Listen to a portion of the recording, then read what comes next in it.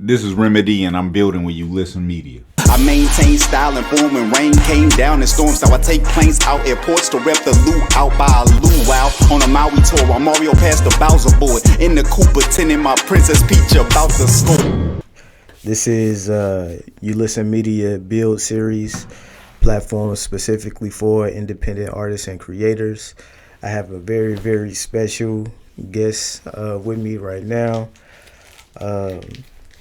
Legendary battle rapper, all around, just great guy, man. RemyD, man. Thank you for having me, bro. Yeah, Remy, man. How you been?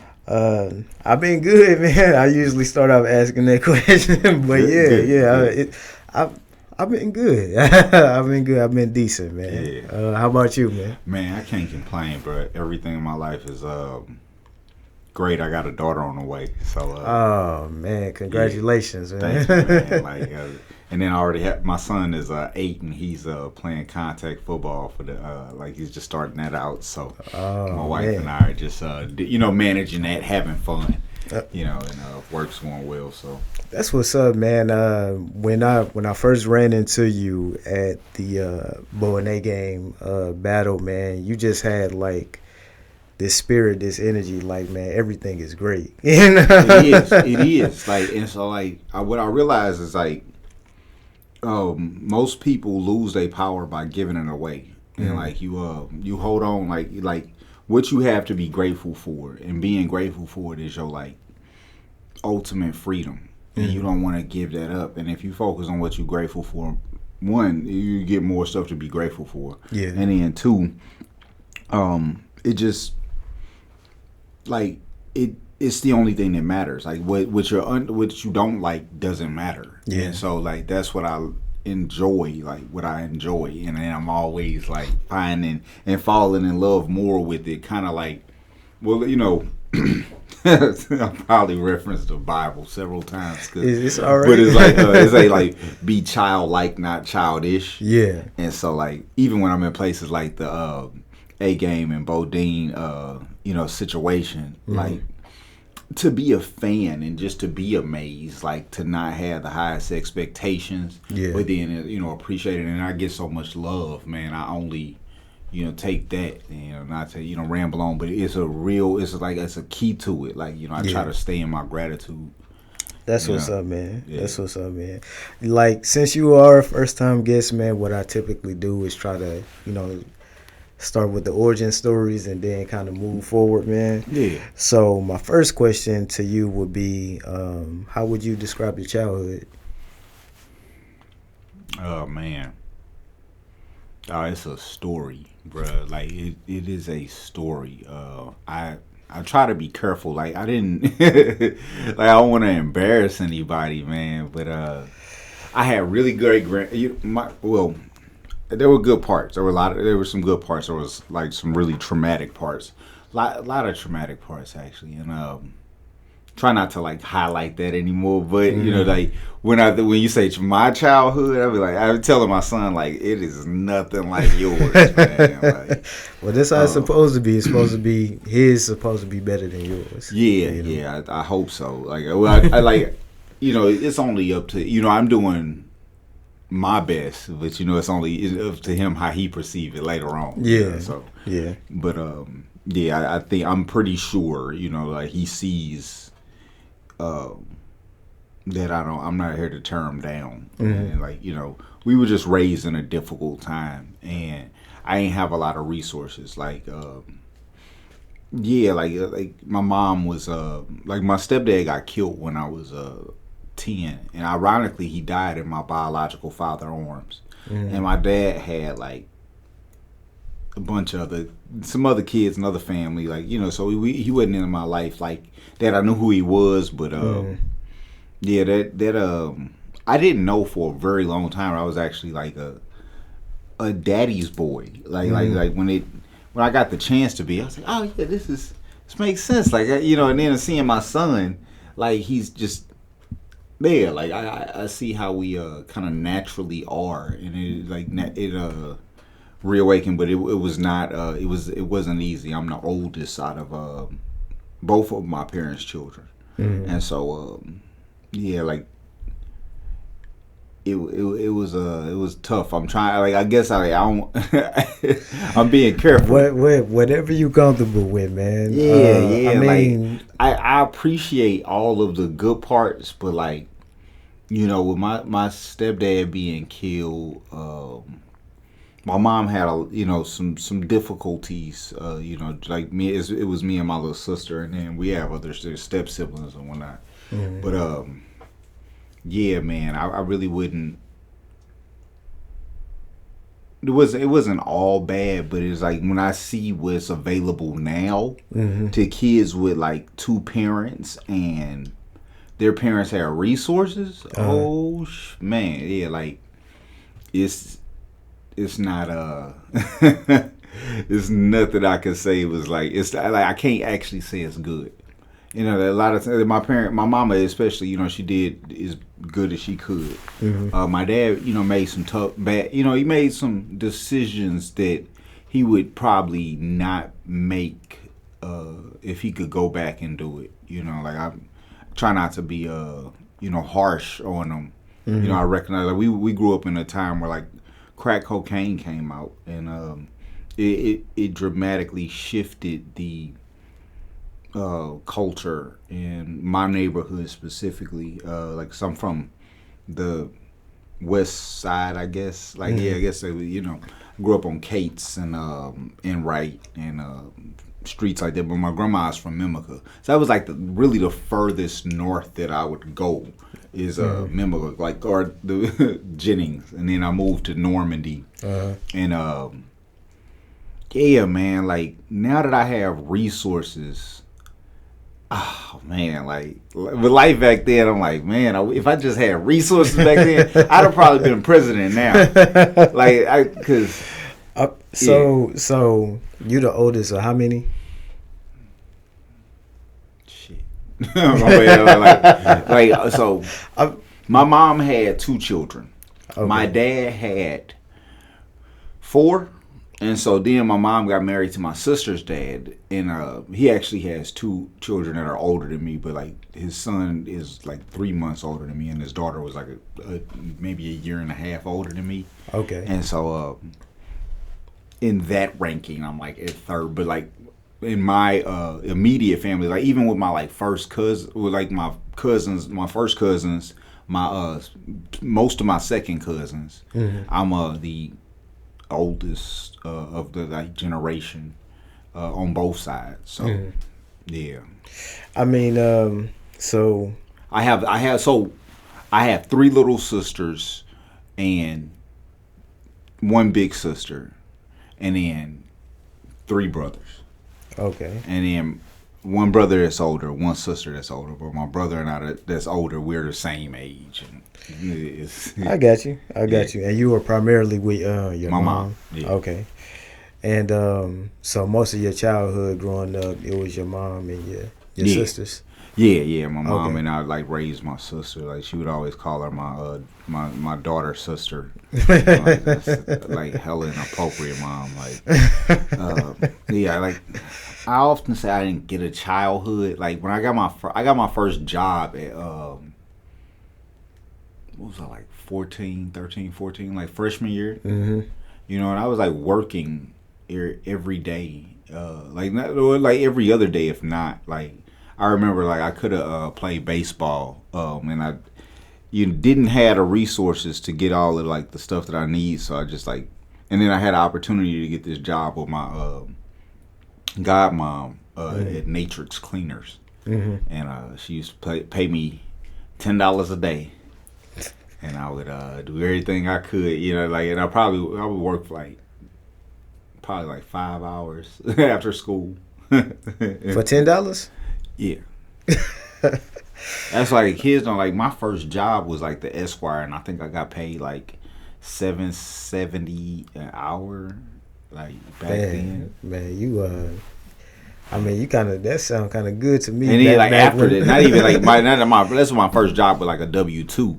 Yeah. And so like I went from like $3, it was like $2 an hour maybe, to making $7 Yeah. an hour, and I did everything at the Esquire. Like I ended up getting a job early, doing a lot of stuff early. Like Did you feel like you had to get a job early?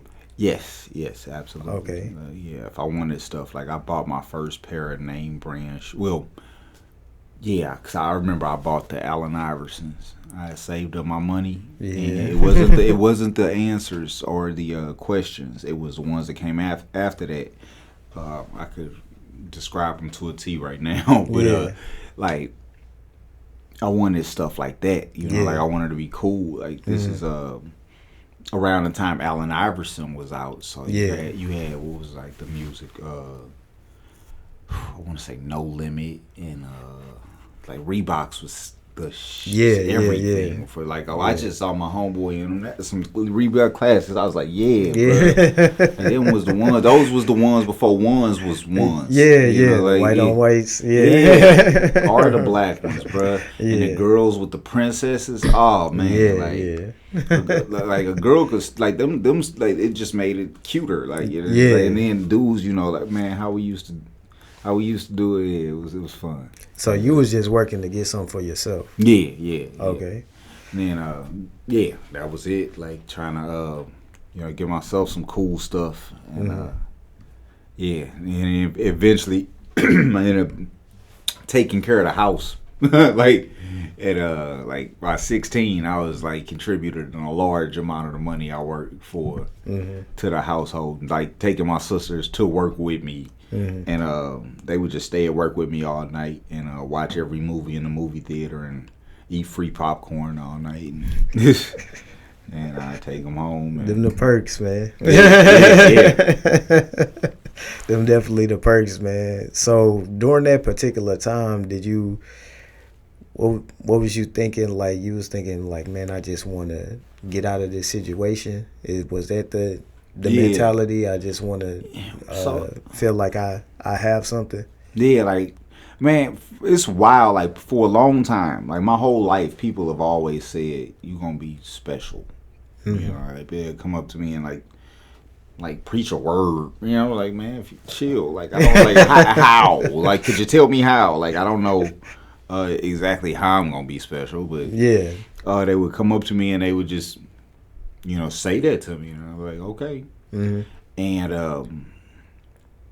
like I was actually I like church because my cousin, like me, I was like hanging out with my cousins a lot, like, and then my big cousins, they were in a church, and so I got in a church, and that was like heavily influential. Like I wanted to do that, like. More than anything, like, I didn't want to go to hell. It's like, like just trying to like figure out a way, how can I like not go to hell? Or, like, because like honestly, like all of the, the thoughts that pop up, not necessarily knowing how to control them, nor having guidance or like any direction or actual connection to my name. Because like my government name. It's my father's name, but a play on words. So like my father's name is Jerome, and my name is Jeremy.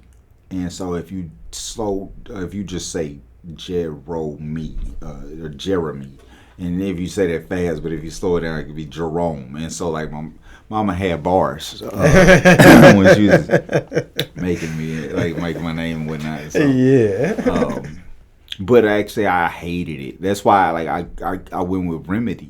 Like, I would take the JE off, like, and just use the D for my middle initial because it was actually it's Remy Deshawn. Like, but gotcha. I wanted to be a doctor when I was growing up, but then by the time I got to 5th grade, I knew that wasn't happening. I was not good in school. You wasn't good in school? No, not at all. Really? Yeah. Wow, man. Sucked. Why do you think that was? You just felt like it just wasn't the way that they was teaching, or it was probably just your attention? Yeah, I think so I was diagnosed with like ADHD recently. And I was like, oh, okay, that makes a lot of sense because like man, like the way like brain works. I'll be reading and then I'll just start like my own story a lot of times, like, or like I'll make a whole bunch of words out of one word, or like I just start thinking about the words that word reminds me of, and so like, but I'm very high functioning, so I could. But it's hard. It's hard. It was very hard until like I understood ADHD a little more, and not having a properly stable environment. Like I struggle to say it because I don't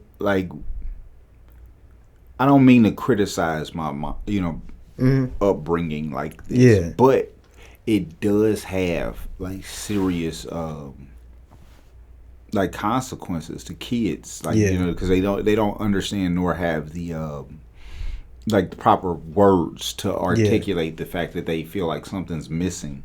And we weren't educated right either. Like, now like when I find out kids have like they get nutrition, like breaks, and they get to carry water bottles. Like,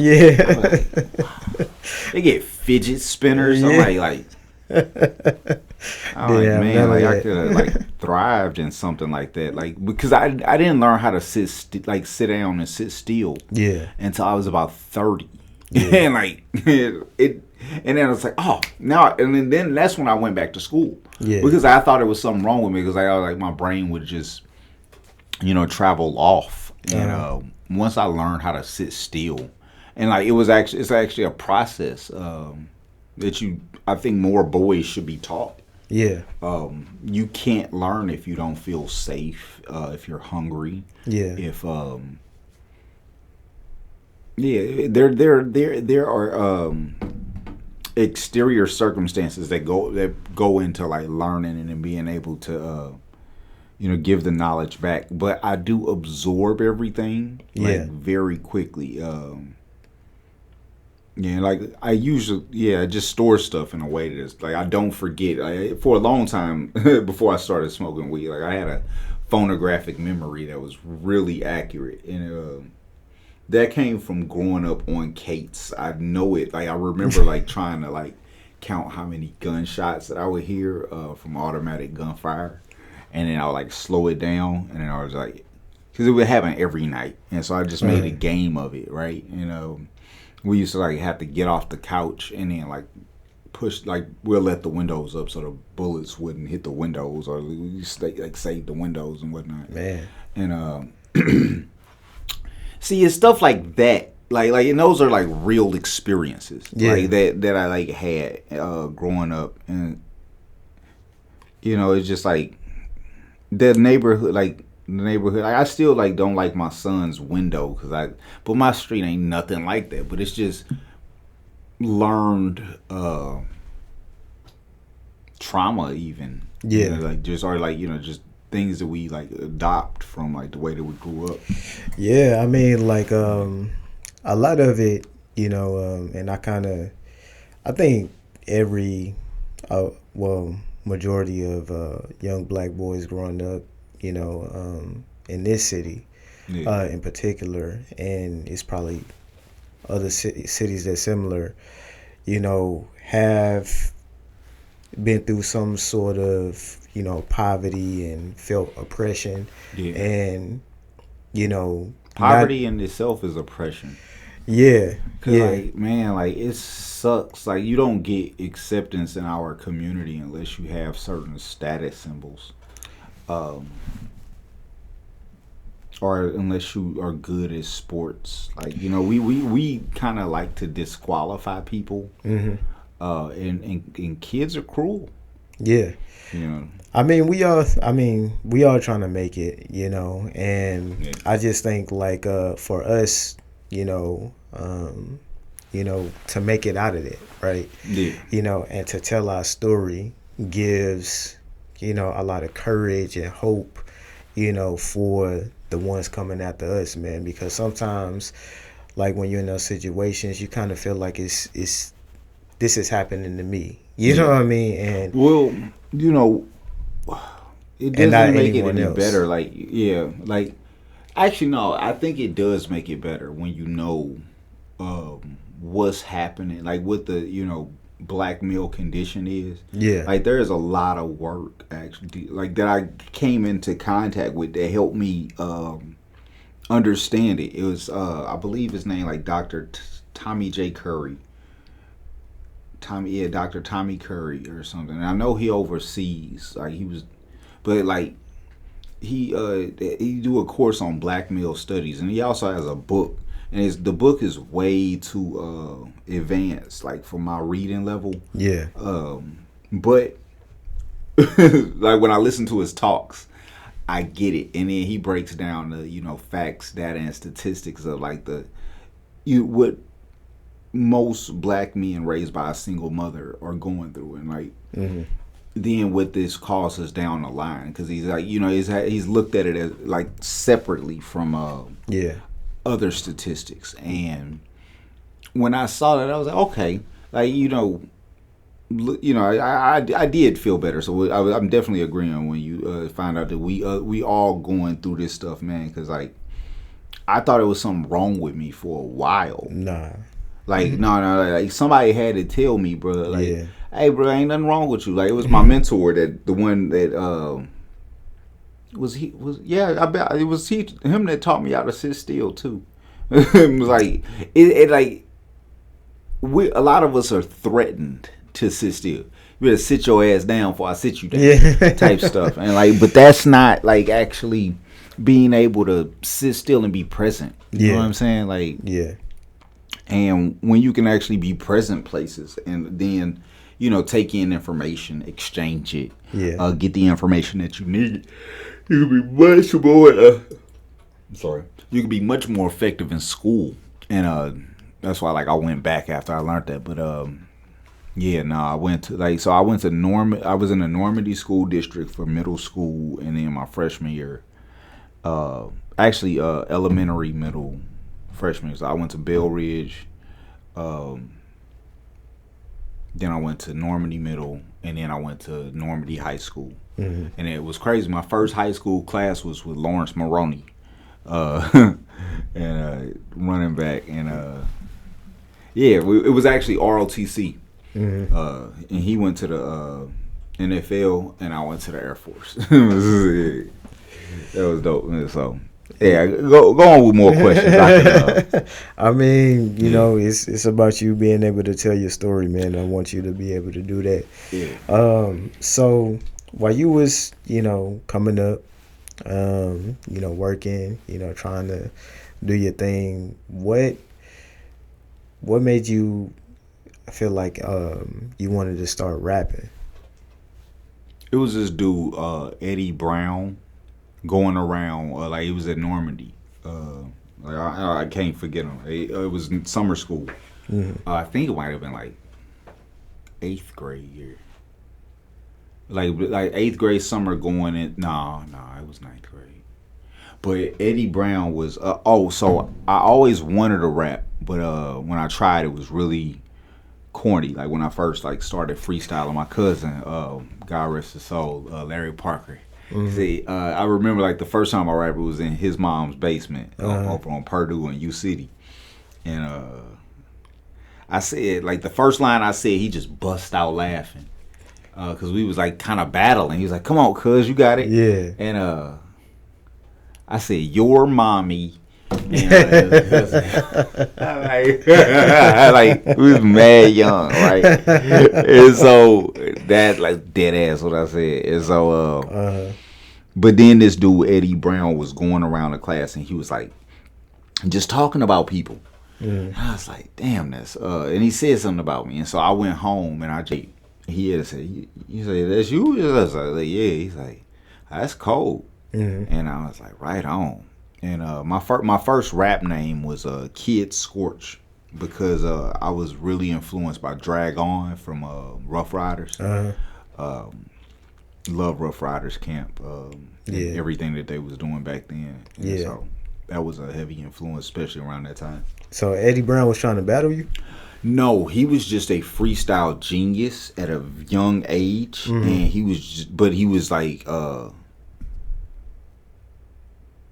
basically battling the class. It was like he was doing comedy, like he was just talking about people but rapping, like walking around the class talking about people and rapping. Like if I was deciding to freestyle about all of these things on the wall type, that was the thing on the wall. Like he was just rapping about me. I was like, hold on, I got my own story to tell. And yeah, man, I started putting it together, and from there on it like yeah, it was a thing.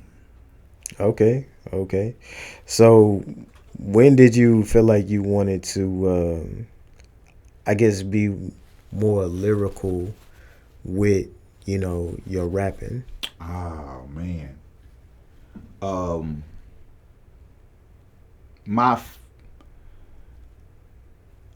I hate sounding stupid. First off, like I would never want to sound. Who made me want to be a conscious rapper? Cause you had like a whole before you started battle rapping, it seemed like you were on kind of like that backpack type rap wave. You know what I mean? Kinda, yeah. Like, but I guess that's just kind of where you lump it. Like, for me, it was all about just being a well-rounded MC, most necessarily, like, but being able to do what everybody did, being able to do something unique. It was, yeah. I'm trying to think, like, when did I decide to be lyrical? So battle rap really hyper focused me on it. I definitely wanted to be like,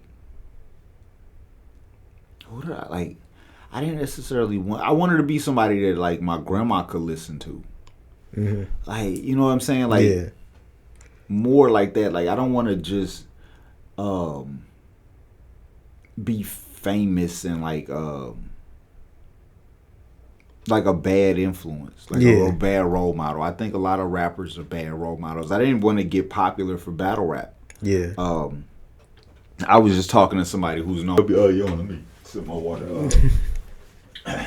I'm one of the best barbers in the city, and one of my clients just found out, like, about my, rapping, my rap career. And, he was like, "What?" And I was like, "Yeah, man, my bad." Like, I don't, because battle rap to me it was never supposed to be a career. Like especially when we started, like people used to get deals signed off of it. And I write music, like I write songs. I want to do that. And so like a lot of battles that like were won early came with like production packages and like photo shoots, things that help artists. And I don't like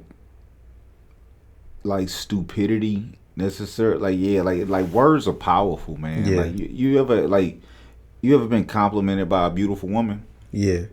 Like it changed your life, baby. Damn. If it's never happened before, like when you get used to it, you just it's normal. But, for a lot of people, they never been complimented. Like guys don't get compliments for real. They say men don't get roses till they buried. You know what I'm saying? Like, or flowers most of the time. Like, it being I knew what New York like, and I like battle rap rapping period is a New York thing. And so if I'm gonna play that game, I gotta be able to play it like with them, like on their level, like because they do it, bro. Like I've met just a regular like random New York rapper that are like make a lot of like it make it hard to like talk about like rap after him if you saying some stupid stuff, right? To always want to like be able to like shut the cipher down. And, like I was rapping with my brothers, Mo and Range, and rest in peace Chop, Shot, like just everybody, like we were all competitive, and so it's like who could be the best, like like, and so I knew with me I know how to like I like rhyming. That's my favorite thing about rap, like dope rhymes. When they like connect for a long time and tell a really good story. And so Yeah, being able to do that. Yeah, so you was surveying everybody that was out there and was like, yo, I gotta, if I really want to make an impact and not, be taken seriously, I gotta step my bars up, man. I gotta really get better at that. That's what's up, man. Yeah. I mean, a lot of people can consider, well, I wouldn't even say a lot of people consider, but you were one of those, forefathers from St. Louis for modern day battle rap. You, Verb, Holla, Ill. And one of my questions would be like, how hard was it for, St. Louis to get that respect, back then? Very, like, it's really interesting. Like the East Coast didn't necessarily like the South or the Midwest, and they play us like we country, and we are too. Like when you go other places, you can start to notice your accent. Yeah, like we don't notice it here, but like even when I say like here, like I had to learn to do it. When I was in California, I was like, oh, I am the one that sound different. But there's a lot of people that sound different there. So yeah, there comes out like there for me more than here. Like it's like because I feel like you got to be, but I don't know, like her and there. It's gonna come out one way. It very much, very much like like when I get to talking, I just like I'm from St. Louis, but yeah, we are country. Yeah, and it's hard to hear that. Like it's not a bad thing. Like I love it. I moved back for a reason. Like I love this the way it is here. Like it's progressive country. Like, very progressive country. Yeah, but it's just North Memphis, like very North Memphis. if you get technical about it, I'm not. My bad. Don't kill me, bro. I love y'all. Like I mean, like the cities on the Mississippi, man, kind of got the same type of speaking. It might vary. It's a very similar culture. Yeah, it's very similar. It's the Mississippi St. Louis, culture, like Memphis. Gets down to Mississippi. And see, a lot of our grandparents had the same story. Our grandparents, our great grandparents, they went to the same high school because there was limited places for black people to go in St. Louis. You could either go to Washington, Sumner, or I forgot the other one, but I know it was Washington and Sumner because that's where my grandparents went. That question, what high school you go to, that's a very St. Louis thing. Yeah. And so us like even having the knowledge to do what they do in New York because they just have such so much content around them. Yeah. It's not a rap environment. Yeah. It's not a lot of content and substance. You had to really mine for it, right? Mm-hmm. Or the powers that be, for instance, like when you think of like Averb, mm-hmm. Averb was already like a successful promoter, party promoter, event,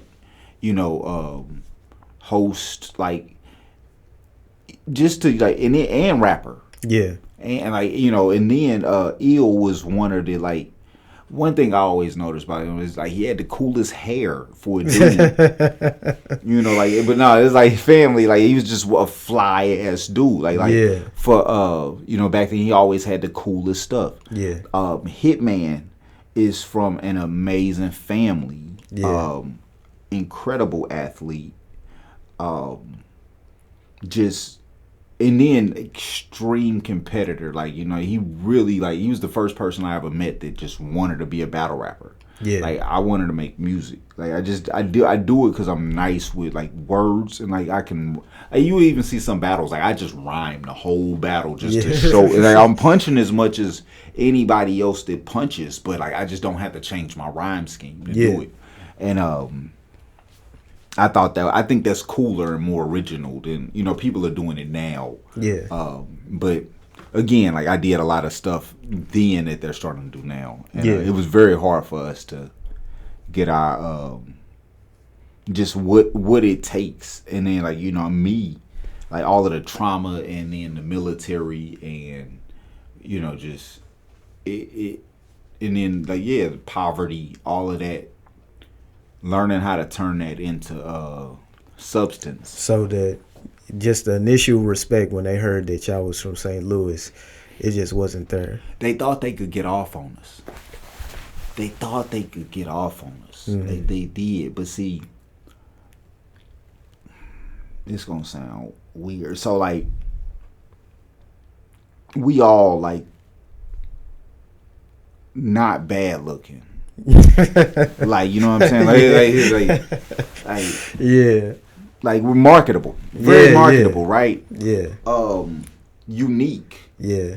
and just audacious. So that's a very powerful thing. Like with their and we looked unified for a while. That's another powerful thing. Unity, looks powerful. So like when you can leverage all of that, you can smash through the door, and then you gon' like being a battle rapper is hell. Like, cause like the mindset that you gotta be in, like you just be walking around like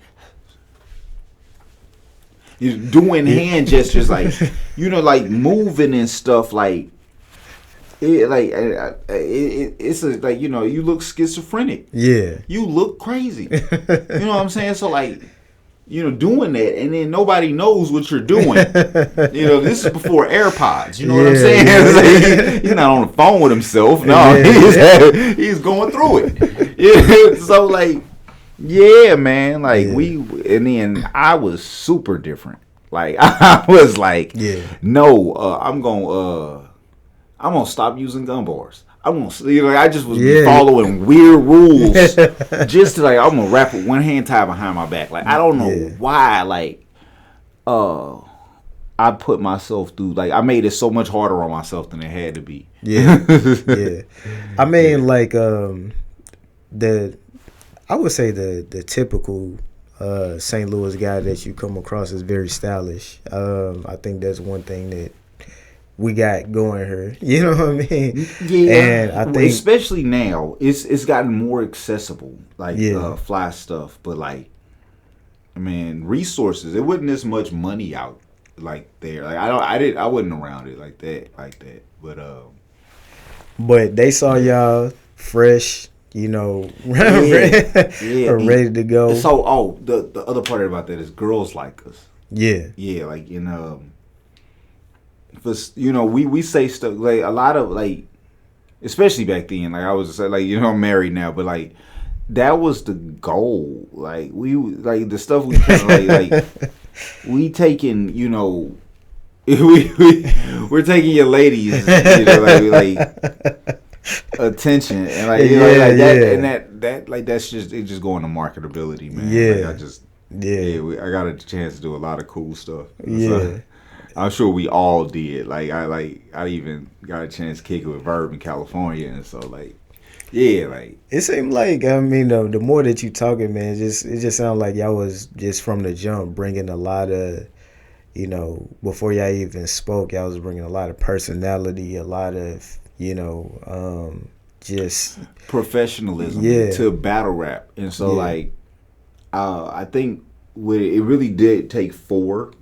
It does, like, for any like really strong movement, you need about 4 people. Like, it was Jordan, Pippen, Rodman, and then Kukos. Like what I'm saying, like that 4th person. Like you really need that, or Steve Kerr, like to step up and like be that, swing, that other option, and so that you don't know where it's gonna come from. Yeah. So, and then that was the other thing we could all like. It was kind of like that. And I did not know what I was doing, and I was just like, fuck it, I'll just get out here and do whatever, like, just throw me in the fire, like, and I like even if you notice, like in battle, like, hey, I'm gonna go first. Yeah. Like in a fight, I'm gonna like if it's really gonna be a fight, I'm gonna hit you first, like, like, and yeah, man. So like. Yeah, so they was just giving y'all a hard time, man. And when do you feel like y'all y'all did earn that respect, you know?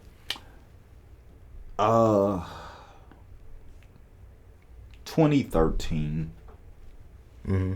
Yeah, 2013 would be like the most like solid year, especially for me. Mm-hmm.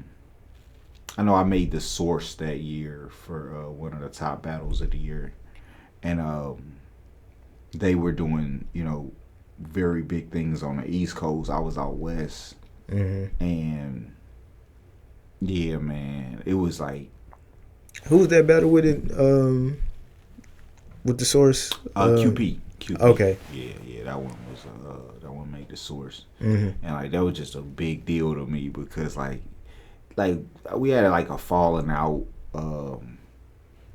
and just for me to go out west and then do it and then make like noise still, Yeah. after like having a falling out that I felt like anybody could like feel like it wasn't their fault, but like I'm pretty sure like if you like if I tell you the story, you can't find it to be my fault. So I don't think so. Like logically in a court of law. So You talking about falling out with like during the St. Louis versus Detroit situation, St. Louis got into a fight with St. Louis, and it was during my battle.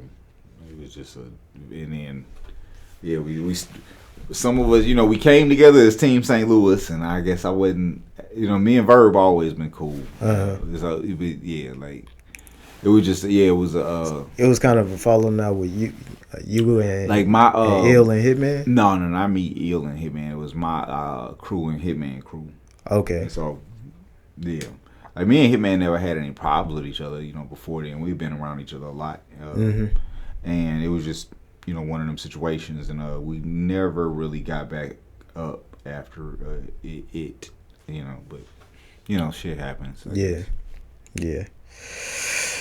I mean, like, yeah, it definitely happens, man. Yeah, like I don't. It's really. Yeah, I never liked sharing it because it really made the city look bad. Like it's like, how do you? It's interesting that you say that, man, because you've had to pay attention to this constant exchange between Verb and Hitman, and then not too long ago, you had an exchange with Hitman over Twitter. Yeah. You know what I mean? What do you feel about those things? First, your exchange with him, and then next, what's going on with him and Verb?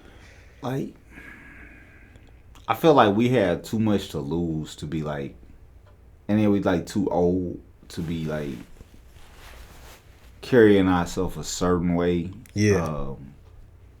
Like if it's really a problem, we're very like I have too much like I didn't have resources before. Like you know what I'm saying? Like as of now I got like a lot to lose. So like I don't really want to play crash out games with people. And I thought I would think like the somebody as successful as Hitman would definitely have a lot more like I'm doing very well, and I would expect him to be doing extremely well. Yeah, you know what I'm saying? Like all the way up. And so I don't want to risk what I have. You know what I'm saying? Like like yeah, man. Like and so like the way that the back and forth like got there. I didn't think I said anything. I said he was well taken care of from the county / suburbs. And this is what happens, bro. I wake up in the morning, my phone be right there. Yeah. And I be like, and I just say some shit, and then I'll put Twitter down, and then like I'll get back on a few hours later, and I find out I said some shit, and then I find out I may have commented on somebody post like I know he don't like. Usually I'm just like. But then, like, there's that point where, like, somebody's, like saying that, like, we all from St. Louis. Like, nobody's gonna, like, go for, like, you're, like, like, nobody, like, really, so it was just,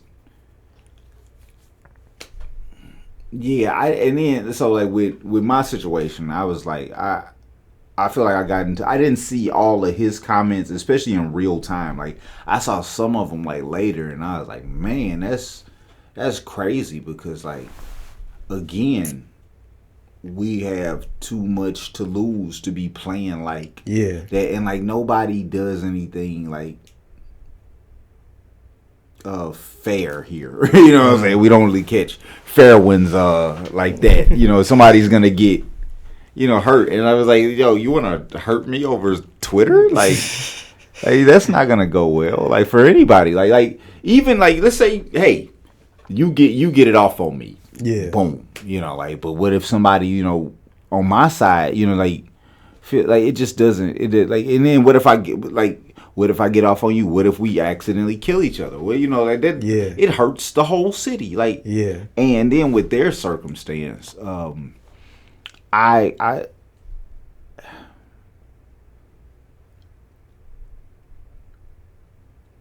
my first like analyzation of it, right, is and you talking about with Bourbon Hitman. Bourbon Hitman. Yeah.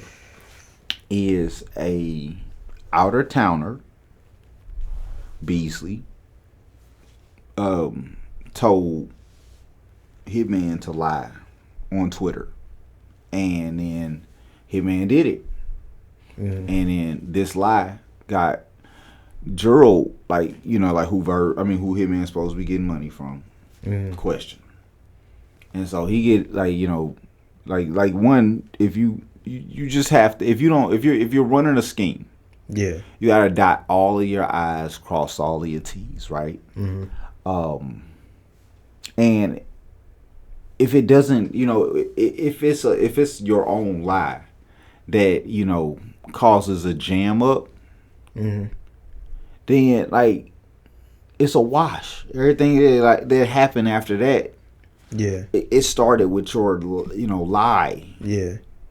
You know what I'm saying? Like that. If we take if you don't lie, the rest of this doesn't happen. And it's he was also like, he made a point, like, because I try to, like, I really want to be logical about this. I don't want to be biased, like, because you can't be a good person and unfair. Yeah. Like, you can't be good and unfair. I really be trying to be fair about it, right? I love Verb. I like to have. I love Hitman's family. I could definitely say that for sure. Like the threats and stuff have me like, if I see him, like, I don't know, what's up. Like, I don't like, I don't threaten people. You know what I'm saying? I don't call people.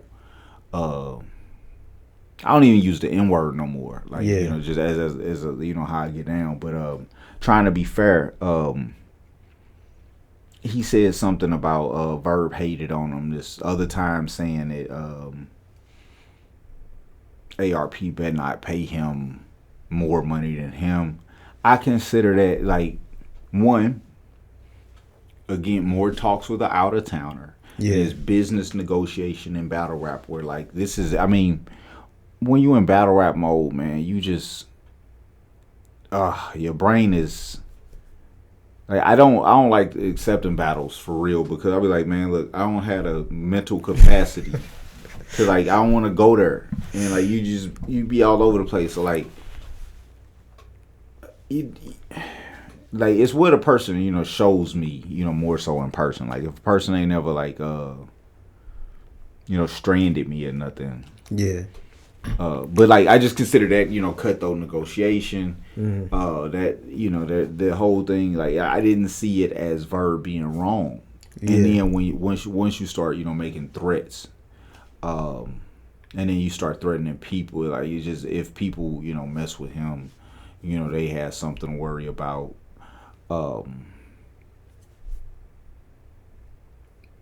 There was even offers for, like, just a fair one, like, but like that was turned down at first. Like, I kind of saw it in real time, and I'm like, I don't necessarily like. You talking about a fair one with you and Hitman? No, with Verb and Hitman. Hitman. Like, with Verb offered him, to put on the gloves, and then he was like, I don't want to, I don't want you to get no money. I want to hurt you. I want to do damage to you. Like, all of that kind of stuff is like, that's just too far. You know what I'm saying? Like, for me. And I like fair, like to me, like, I don't see how there is anything that constitutes a reason for that level of response and reaction. And there's people who be like, you can't tell somebody how to respond to disrespect. There's there are rules. Yeah. Like you don't get to you just do anything you want to do because you felt that's a feeling. That's a feeling of yours. Yeah. It's what real disrespect is. Yeah. Is much more blatant. It's very like when I'm being disrespectful. Oh no, you gonna know it. Like a lot of times I'm trying to seek understanding, and people like take my I'm being like dumb on purpose. Like nah, because I'm trying to be logical. Like, I'm like let me make sure that I fully. If I'm changing my mind, I got all of the facts. And so, but yeah, I didn't see a reason like for Hitman to take it where he took it with Verb, especially like hey, you like maybe like let's present a if it could possibly be something else, then we shouldn't jump to the like most extreme. That's like hearing like something like hearing like the floor creak downstairs.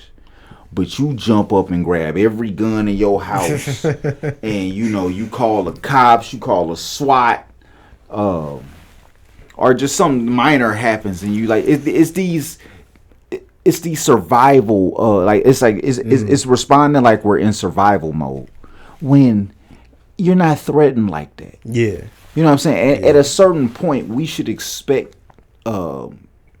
people to not be so sensitive. Like if I'm rich, if you're rich, you shouldn't be in survival mode, bro. Like you should be like, all right, man, whatever. Like I think because like I don't want to risk what I got, for nothing that could probably be something else. Like and battle rap is all foolishness. Yeah, it's all bravado and it's just crazy emotion, and you gotta be like so.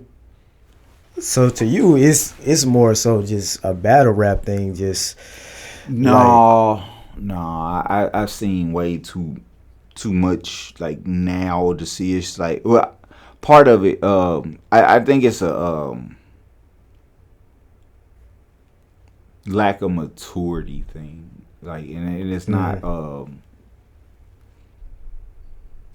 It's just a lack of maturity, and our culture doesn't really make room for mature decisions, and you gotta be somebody's getting punked or their card pulled, something like that, and it's like like anybody can crash out. It's not hard. Like oh man, like I don't have like I have too much resources now to really do it. Like and back especially then, like like I'm so happy to see people alive nowadays, bro. Like I ain't. So you at the point where when it comes to yourself and Hitman and y'all exchange, it's like, man, I'm married, you married, we both have families. There's no reason for us to crash out on any sort of disagreement when it comes to Hitman and Verb, whatever. Who you say you are, like everybody know you get busy, you get violent, like if that's who you want to be, like okay, like nobody like if anybody has like nobody has questions whether or not if he's violent, like that's not like. It's okay, no matter like we didn't control where we grew up. It's wherever our parents could afford. You know what I'm saying? It don't make like, and I'm from in the city is what high school you went to. So I remember when I met Hitman, he had real Jordans on, and I had fake Jordans on. Like, we were battling, bro, and I couldn't wait to get away from him, bro. I was like, dog, I gotta get away from him. He's gonna expose the shit out of me, bro. Like, fuck, like, He was like, to me, that's well taken care of. I got him off Lucas and Hunter Chambers. I remember we all shared them. Like, yeah. I didn't want to go to the battle because I ain't had no kicks, bro. Like I just started working at this gas station or whatnot. Yeah. Like, man, and like that's what I'm saying. Like now I got like, oh man, I got a house with a 3-car garage. Like, yeah, you doing good. Yeah, like, man, hey, bro, we could talk this out over barbecue. Yeah. Man. Like, I got a pellet grill, man. Like I get some turkey ribs, smoke some turkey ribs, drink some. I got a liquor library, like stuff like we got nice, like things are way too nice to be having altercations over like battle rap. Like we've gotten treated, bro. Like I gotten treated so well, like in my lifetime. Like people call me a legend because I've talked very bad about people. Like I haven't even put out any music. I've done tracks with people, like features that like real stuff, but. Overall, like I'm considered one of I'm a highly respected person off of battle rap. Yeah, like that's not a very like I have friends that are really really accomplished. Like like you I am, and I know what I did was crazy, but I would much prefer like my service.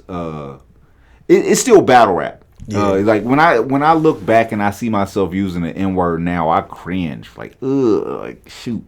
I'm like somebody's dad. Like I don't like I'm not a hypocrite, so I don't want to call somebody else's son something I wouldn't want my son called. Yeah. So I mean, you're very gifted, a gift is something that you just have, you can't get rid of. So yeah. But to be able to use it, see, like this is one thing, you gotta turn your natural talent into a skill. Yeah. See, you can't teach natural talents, but you can teach skills. And being able to develop your natural talent into a skill will get you paid way more than like chasing inspiration. Yeah. You have to develop systems to, produce yourself and develop yourself. Like I never had like systems. Like I was even good like in the freestyle days. Like I feel like I was the first guy with freestyle rebuttals. Yeah. Like because I came from that era, like especially in this region. Mm-hmm. Like I didn't know guys was writing. Like I would try to think of everything really fast and then say it. Like I can pretty much rhyme with anything, so I could just look at you, make a list of stuff, and then rhyme it in my head, and that's 16 bars. So like, yeah. Yeah, man. Like unfortunately, man. Like I we gotta wrap up, man. Like I need. We gotta do a part 2, man, because it's too much more stuff to talk about. Yeah, man, my bad. Like I make sure I keep my answers down to like 30 seconds. No, do whatever you do, man. I'm not trying to limit, or stop who you are. But are there any last words before we wrap up, man? Any sign-offs, anything like that? Oh man, whatever you feed grows. Like just like if you just take out all of like the bad stuff. Like I miss quarantine. No, you said sign off. I was like I just tell people like feed like order and function grows. Anything out of order will be dysfunctional. Yeah. And when I was like dysfunctional for a long time, and then I got things in order, and then I found out it actually correlates with God's order. And if you like put stuff in God's order, man, like things function way better. And it's still a work in progress, man. I'm trying to love everybody, trying to love better. Like when I had a son, I realized like I spent too much time like dissing and not enough time like loving. I didn't know enough ways to like love because I saw something so beautiful. I didn't know how to appreciate it enough. And so I just hope people could get something like that in their life that inspires them to love and you pursue functioning order. And like if you feed that, whatever you feed grows, and if you feed order, function grows. Like I feel like I was a genius when I like figured that part out. I was like, boom, like, and then I start like just putting stuff in order, man. Like, I love organization. Like, so yeah, this is part one, man. We're gonna get back to it, man. This part one, Remy D. You listen, man. We signing off. Appreciate you, bro. For sure.